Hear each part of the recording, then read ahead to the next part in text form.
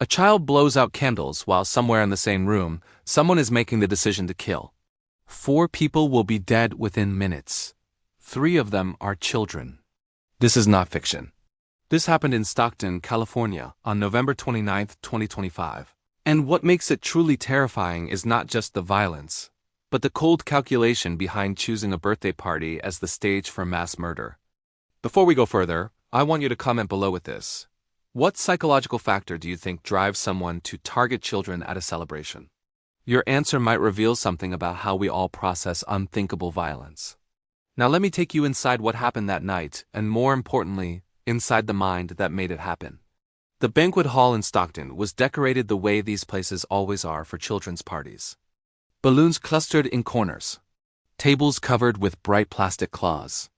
The smell of pizza and cake mixing with the sound of children laughing, running, playing games that children play when they still believe the world is fundamentally safe. Over 100 guests had gathered.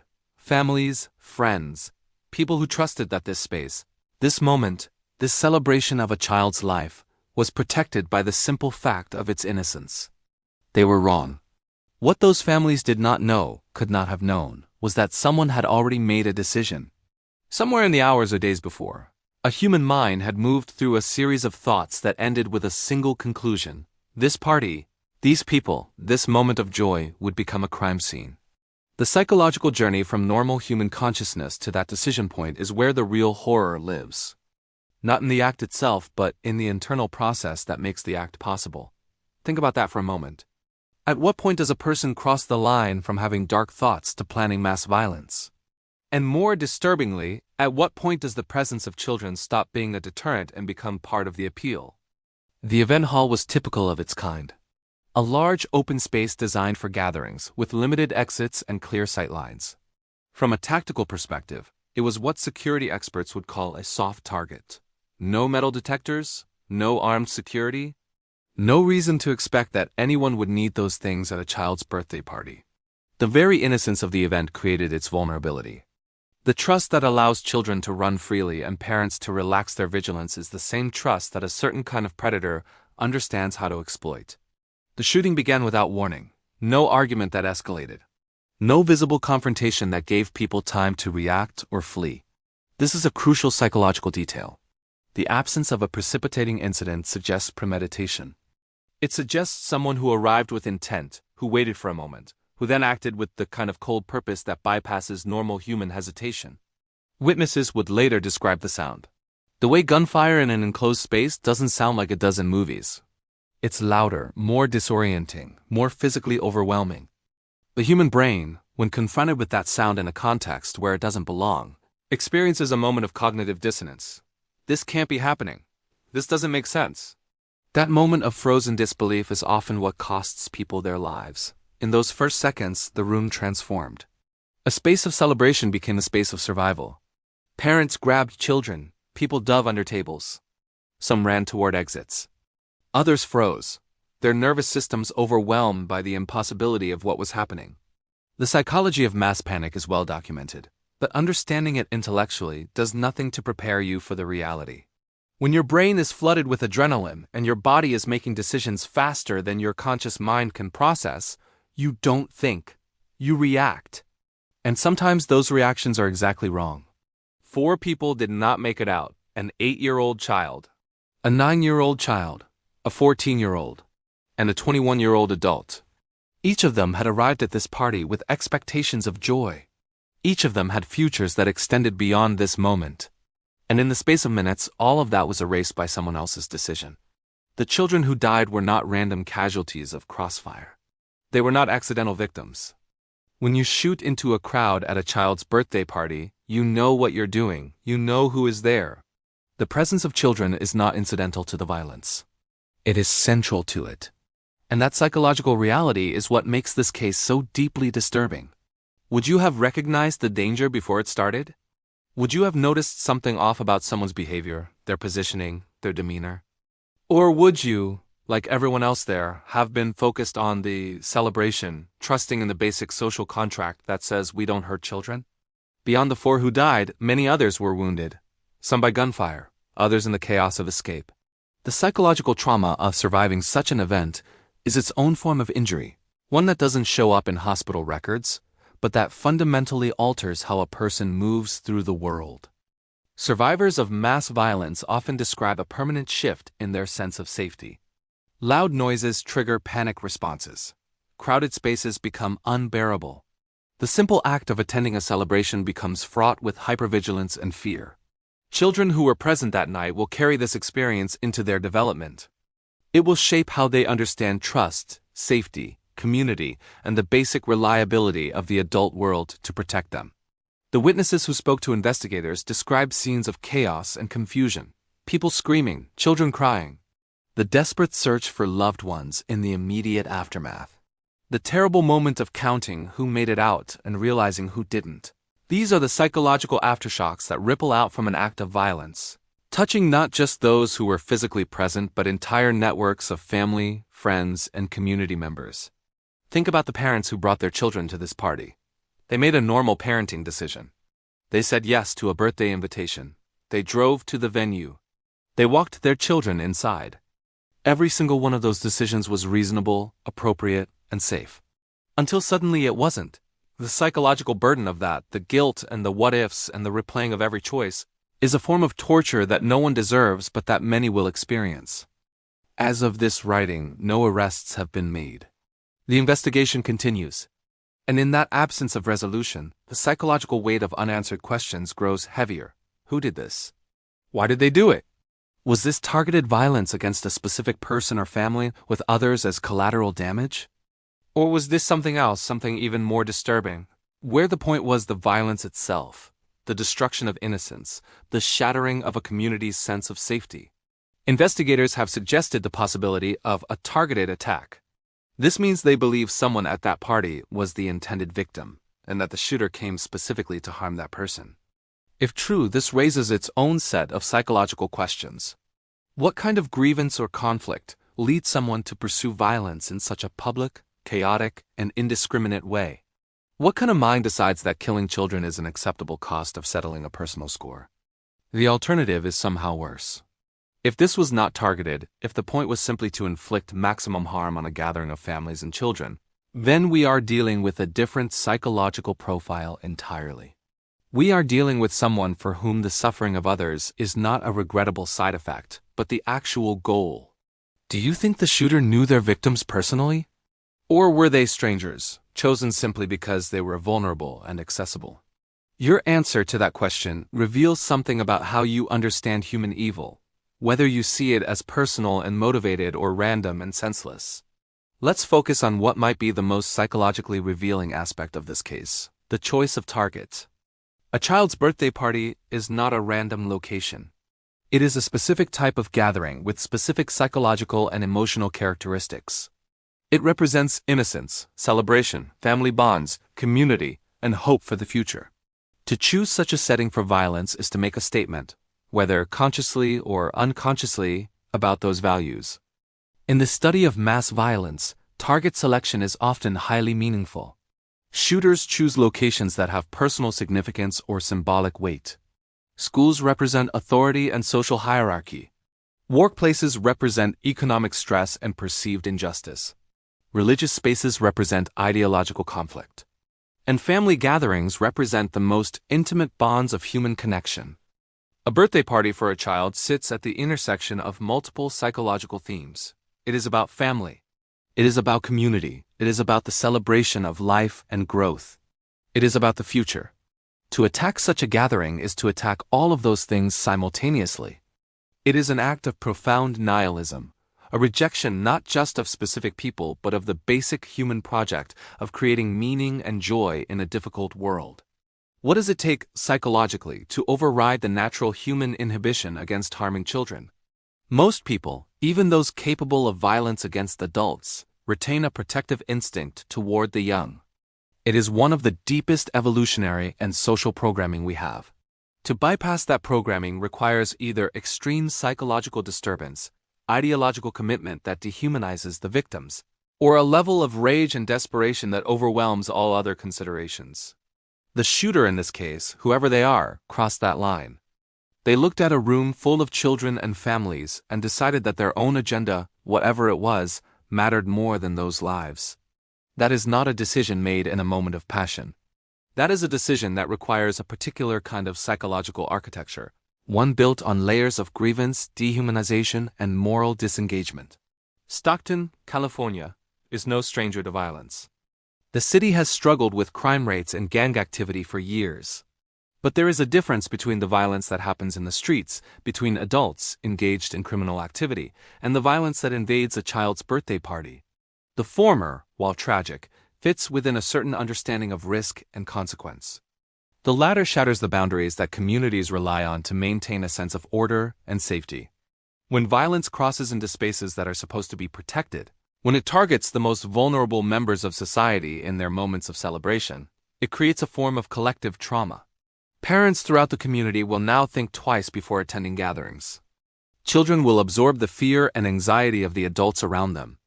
The social fabric that holds communities together, the trust that allows people to gather and celebrate and live their lives openly, becomes frayed.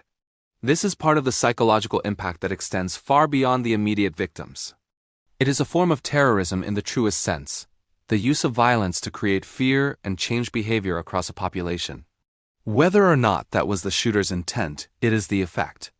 And it is an effect that will last for years, shaping how an entire generation of children in that community understands safety and trust. Would you feel safe taking your child to a birthday party after this? Would you position yourself near exits? Would you scan the room for threats? Would you leave early? These are the questions that parents in Stockton are now asking themselves. And they are questions that represent a fundamental shift in how they experience the world. While we don't yet know the identity of the shooter, we can construct a psychological profile based on the nature of the crime. This is not speculation, but rather the application of established principles from forensic psychology and criminal profiling. First, the choice of target suggests someone with either a personal connection to the event or a specific ideological or psychological motivation related to families and children. Random mass shooters typically choose locations with high visibility and symbolic significance. Targeted shooters choose locations where they know their intended victim will be. The fact that this was a private party at a rented hall suggests the shooter had information about the event, which implies some level of connection to the social network involved. Second, the willingness to harm children indicates either extreme psychological disturbance or a level of rage and dehumanization that has progressed beyond normal inhibitions. Most people, even those planning violence, will avoid or minimize harm to children. The fact that children were not just present, but were among the primary victims, suggests someone who either specifically wanted to harm children or who was so focused on their own agenda that the presence of children was irrelevant to them. Third, the execution of the attack suggests some level of planning and premeditation. This was not a spontaneous act of passion. Someone knew about the party. Someone decided to attend or to enter the venue. Someone brought a weapon. Someone chose a moment to begin shooting. Each of these steps requires decision-making and follow-through, which indicates a person who is able to maintain their intent over time, despite multiple opportunities to reconsider. Fourth, the choice to shoot into a crowd rather than targeting a specific individual suggests either poor marksmanship, extreme emotional dysregulation, or an intent to cause maximum casualties. If this was truly a targeted attack, the presence of so many other victims indicates either collateral damage from indiscriminate fire or a decision that killing the target was worth any number of additional deaths. What kind of person fits this profile? Someone with a grievance, real or perceived, against someone at that party. Someone who has spent time ruminating on that grievance, allowing it to grow and fester until violence seemed like a reasonable response. Someone who has become so focused on their own pain or anger that they have lost the ability to empathize with others. Someone who has crossed the psychological threshold from thinking about violence to planning it to executing it. This is not a profile of a monster. It is a profile of a human being who has traveled down a particular psychological path, making choices at each step that move them further from normal social bonds and deeper into isolation. Rage and moral disengagement. Understanding that path is crucial, not just for solving this case but for preventing future ones. Motive is the psychological engine that drives behavior. It is the why behind the what. And in cases of mass violence, understanding motive is often the key to understanding everything else. If this was a targeted attack, as investigators suspect, then the motive is likely personal. A dispute over money, relationships, respect, or territory, a grudge that festered over time. A perceived slight or betrayal that grew in the shooter's mind until it demanded violent resolution. In such cases, the other victims are tragic but incidental. They were in the wrong place at the wrong time, caught in the blast radius of someone else's conflict. But there is another possibility, one that is psychologically more disturbing. What if the point was not to kill a specific person, but to destroy a specific moment? What if the motive was not personal grievance, but something darker, a desire to inflict maximum psychological harm by targeting innocence itself? There is a particular kind of violence that seeks not just to harm individuals, but to destroy meaning. To take something pure and joyful and turn it into something traumatic and terrifying. To ensure that survivors can never again experience that kind of gathering without fear. This is violence as psychological warfare, and it requires a different kind of mind than simple revenge or rage. Consider the psychological impact of attacking a child's birthday party. Every parent who hears about this case will have a moment of identification, a flash of recognition that this could have been their child's party, their family, their community. That is not an accident. That is the point. The choice of target creates maximum psychological resonance, maximum fear, maximum disruption of the social fabric. Do you think this was about revenge against a specific person, or was it about something larger, something more nihilistic and destructive? Your answer reveals how you understand the nature of evil, whether you see it as personal and motivated, or as something more fundamental and terrifying. Let's talk about the children who lived through this. The ones who saw things no child should see. The ones who heard things no child should hear. The ones who will carry this night with them for the rest of their lives.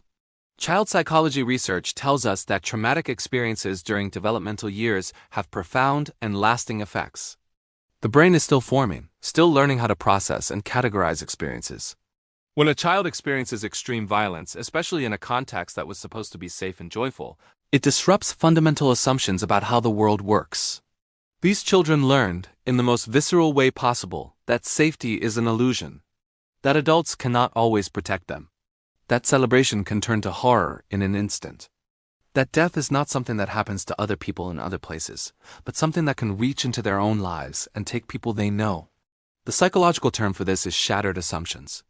We all operate with certain basic beliefs about the world, that it is generally predictable, that good things happen to good people, that we have control over our lives, that we are safe in familiar spaces. Traumatic experiences shatter these assumptions, leaving people to rebuild their understanding of reality from the ground up.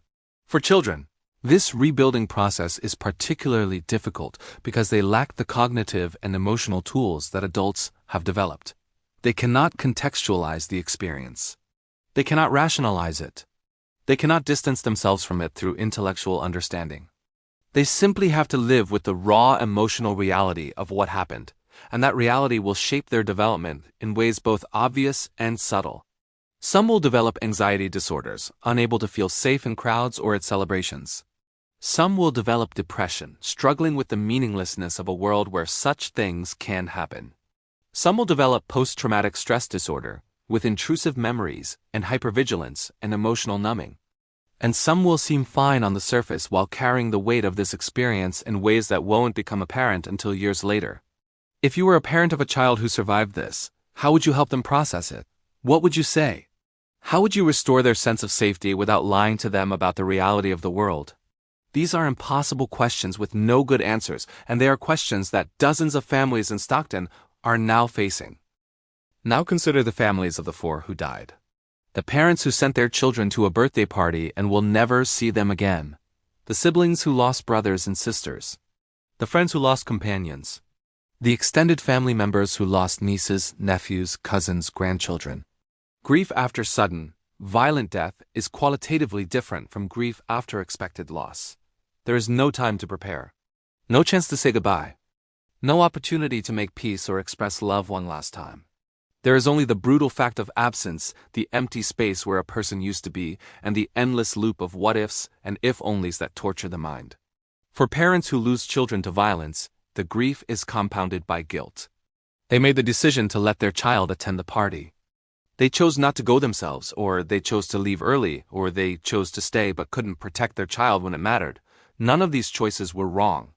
All of them were reasonable. But grief is not reasonable, and the human mind will torture itself with counterfactuals, with the desperate belief that if only they had made different choices, their child would still be alive. This is called survivor's guilt, and it is one of the most psychologically destructive aspects of traumatic loss. It is the belief that you should have been able to prevent what happened, that your failure to do so makes you responsible, that you deserve to suffer because you are still alive and your loved one is not. It is irrational, but it is also nearly universal among survivors of mass violence. The families of the dead will also have to navigate a criminal justice system that may or may not provide answers or accountability. If the shooter is caught, there will be a trial, which means reliving the trauma in public hearing details. They might prefer not to know, watching the person who killed their loved one sit in a courtroom and be treated with the procedural dignity that the law requires. If the shooter is not caught, there will be no closure, no accountability, no sense that justice has been served. Either way, these families face a lifetime of carrying this loss. Birthdays will never be the same. Holidays will be marked by absence. The simple act of seeing other children the same age as their lost child will be a recurring wound. This is not something you get over. This is something you learn to live with, and the learning process is brutal and ongoing. We should also consider the psychological impact on the first responders who arrived at the scene. Police officers, paramedics, firefighters. These are people trained to handle emergencies, but no amount of training fully prepares you for the reality of dead children. First responders develop coping mechanisms to deal with the traumatic nature of their work. Emotional distancing, dark humor, compartmentalization, focus on the technical aspects of the job rather than the human reality. These mechanisms are necessary for functioning in the moment, but they come with long-term costs. Many first responders develop secondary traumatic stress, also known as compassion fatigue. They absorb the trauma of the people they are trying to help. They carry the images and sounds and smells of traumatic scenes with them long after the scene has been cleared. They experience intrusive memories, nightmares, hypervigilance, and emotional numbing, just like primary victims do. The first responders who entered that banquet hall saw things that will stay with them forever. They saw the bodies of children. They saw the wounded crying for help. They saw the chaos and the blood and the desperate attempts to save lives that were already lost. They had to maintain professional composure while their own humanity was screaming at the wrongness of it all. And then they had to go home to their own families, their own children, and somehow transition back to normal life. How do you hug your own child after spending hours at a scene where children died? How do you maintain the belief that the world is safe enough to let your kids go to birthday parties? How do you carry the weight of what you've seen without letting it crush you? Many first responders will never seek help for the psychological impact of their work. There is a culture of toughness in these professions, an expectation that you can handle whatever you see, that asking for help is a sign of weakness. This culture kills people. It leads to substance abuse, relationship breakdown, and suicide at rates far higher than the general population. The first responders who worked this scene are victims too, in a different way. They didn't lose loved ones, but they lost something else. The ability to unsee what they saw, to unknow what they know about what humans are capable of doing to each other. This shooting did not happen in a vacuum. It happened in a society where mass violence has become disturbingly common, where children practice active shooter drills in schools, where public gatherings require security screenings, where the question is not if another mass shooting will happen, but when and where. There is a psychological phenomenon called normalization of deviance, where behaviors that were once considered unacceptable gradually become accepted as normal. We are living through the normalization of mass violence. Each shooting is met with shock and grief, but also with a grim sense of inevitability. Of course this happened. Of course it will happen again. What can we do? This normalization has profound psychological effects on society as a whole. It creates a baseline level of anxiety and hypervigilance. It erodes trust in public spaces and social institutions. It shifts the burden of safety from collective responsibility to individual vigilance. It teaches children that the world is fundamentally dangerous and that they must always be prepared for violence. The Stockton birthday party shooting is part of this larger pattern. It is not an isolated incident, but one data point in a trend that shows no signs of slowing. And each incident adds to the collective trauma, the sense that nowhere is truly safe, that violence can reach into any space, any moment, any celebration. What does it do to a society's collective psychology when mass violence becomes routine? When children grow up expecting that they might one day be in a shooting? When parents have to weigh the risk of letting their kids attend normal social events? When the default assumption is danger rather than safety? These are not abstract questions. They are questions about the kind of society we are creating and the kind of psychological environment we are raising children in. And the answers are deeply troubling. As of this writing, the investigation into the November 29th shooting continues. Detectives are interviewing witnesses, analyzing forensic evidence, following leads. Somewhere in that mass of information is the answer to who did this and why. But even when the shooter is identified and arrested, even when the motive is explained and the case is closed, the psychological damage will remain. The families will still grieve. The survivors will still carry trauma. The community will still struggle with fear and mistrust. The children will still have nightmares. Justice, when it comes, will be cold comfort. It will not bring back the dead. It will not erase the memories of those who survived. It will not restore the innocence that was lost that night. It will simply be a procedural endpoint, a way of saying that society has responded to this violation of its norms and values. The real question is not just who did this, but how we prevent it from happening again. And that question has no easy answers. It requires looking at the psychological, social, and cultural factors that create the conditions for mass violence. It requires understanding how a human mind moves from normal functioning to the point where killing children at a birthday party seems like a reasonable course of action. It requires us to confront uncomfortable truths about the society we have created, the values we prioritize, the way we handle conflict and grievance, the access we provide to weapons, the mental health resources we make available, the social bonds we maintain or allow to fray. These are systemic questions that go far beyond any individual case. But each case, each shooting, each loss of innocent life is a reminder that we have not yet found the answers. And until we do, the violence will continue. Some questions about this case may never be answered. Even if the shooter is caught and confesses, even if we understand the immediate motive and the sequence of events, there will still be deeper questions that resist explanation.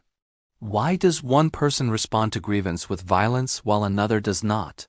What is the difference between the person who fantasizes about revenge and the person who acts on those fantasies?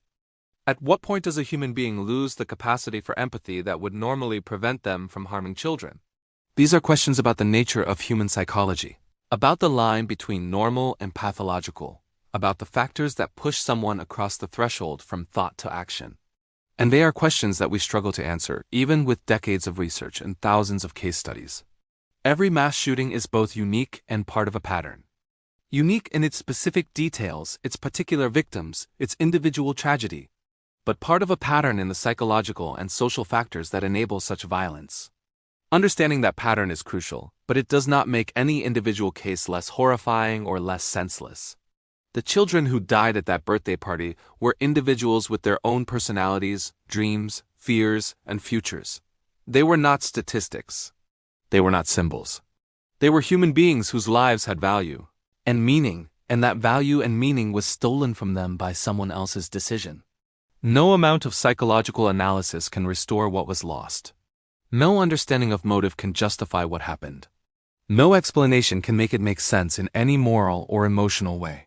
Some things are simply wrong, simply evil, simply beyond the bounds of what should be possible in a functioning society. And yet they happen. They keep happening.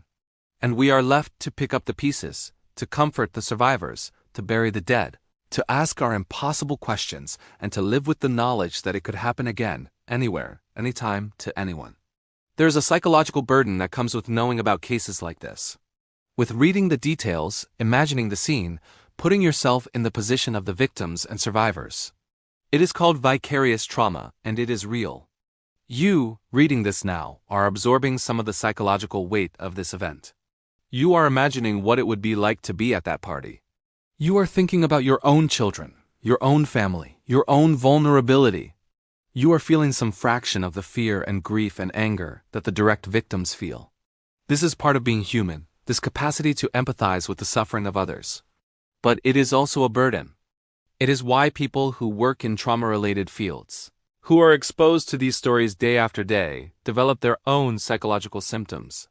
It is why reading about mass violence can leave you feeling anxious, depressed, or hopeless. The question is what we do with that burden. Do we turn away, protect ourselves by not engaging with the reality of what happened? Or do we lean in, allow ourselves to feel the weight of it, and use that feeling as motivation to work toward change? There is no right answer. Self-protection is valid. Engagement is valid.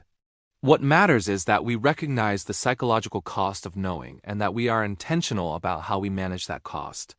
I cannot give you a satisfying conclusion to this story because the story is not over. The investigation continues, the families grieve, the survivors struggle. The community tries to heal. And somewhere, the person or people responsible for this violence are either in custody or still free, living with the knowledge of what they have done. What I can tell you is this. The November 29th birthday party shooting in Stockton, California, is not just a crime. It is a psychological event with ripples that will extend for years, touching hundreds or thousands of lives in ways both obvious and subtle.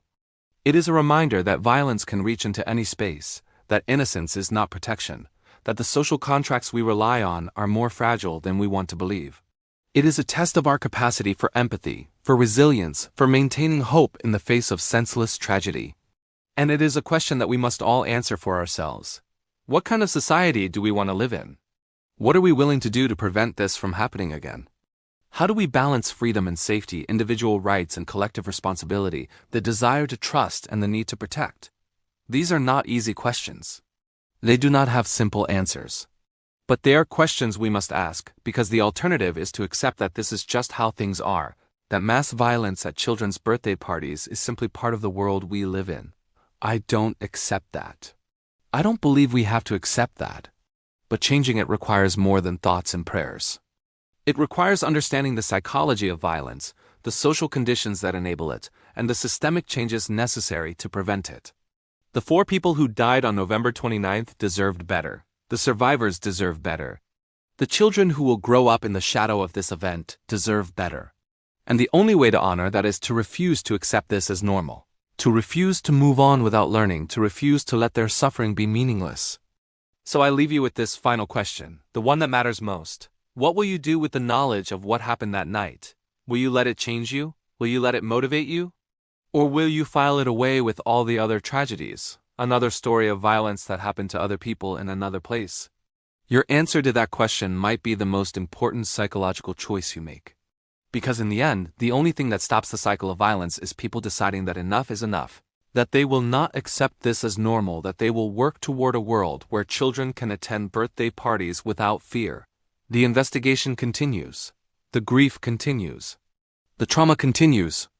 And the question of what we do about it remains unanswered, waiting for each of us to decide what kind of world we want to live in and what we are willing to do to create it.